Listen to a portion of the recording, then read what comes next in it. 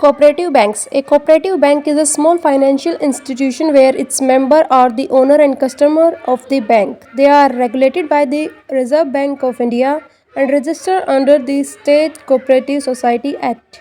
अर्थात cooperative bank छोटे financial institution होते हैं जहां उनके मेंबर ही वहां के ओनर और कस्टमर होते हैं।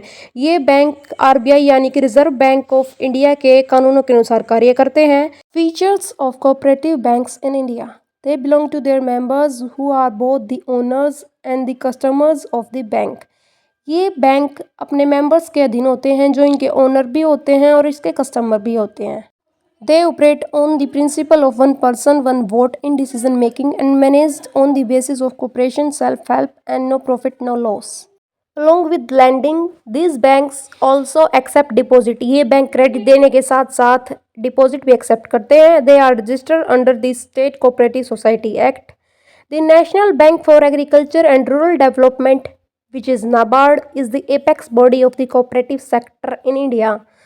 सभी कोऑपरेटिव बैंक्स हैं जो इंडिया में, उनकी एक एपेक्स बॉडी है जो कि है NABARD. Regulation of cooperative banks in India.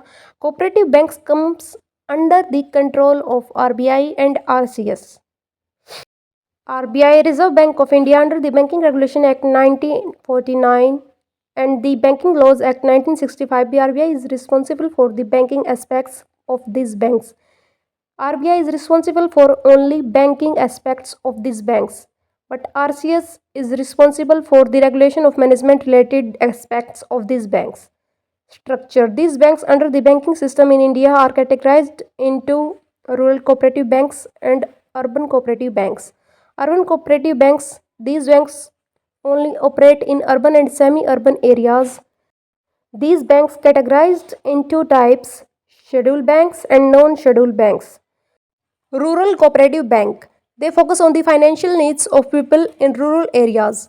These banks categorized into types which are short-term bank and long-term bank. Structure of short-term banks. They give loans up to 1 year for cultivation activities, buying seeds or fertilizers, etc. They have 3-tier setup which are state cooperative banks, central cooperative banks, primary agricultural credit societies. State cooperative banks.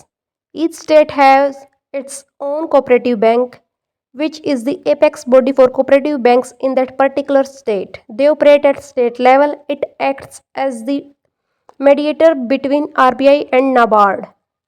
हर एक state का अपना एक cooperative bank होता है और वो state के सभी कोऑपरेटिव बैंक्स की एपेक्स बॉडी होती है। ये स्टेट लेवल पे ऑपरेट करते हैं और आरबीआई और नाबार्ड के बीच में मीडिएटर का काम करते हैं। Central cooperative banks.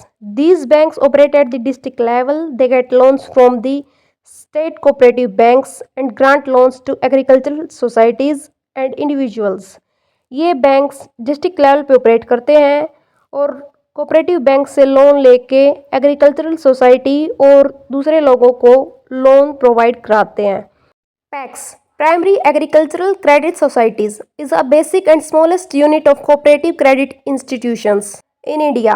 They operate at the Gram Panchayat or village level. They provide short-term loans to its members for agricultural purposes. Long-term structure. They provide medium or long-term fund for the purposes such as land development, purchase pumps. They have 2-tier setup, which are State Cooperative Agricultural and Rural Development Bank.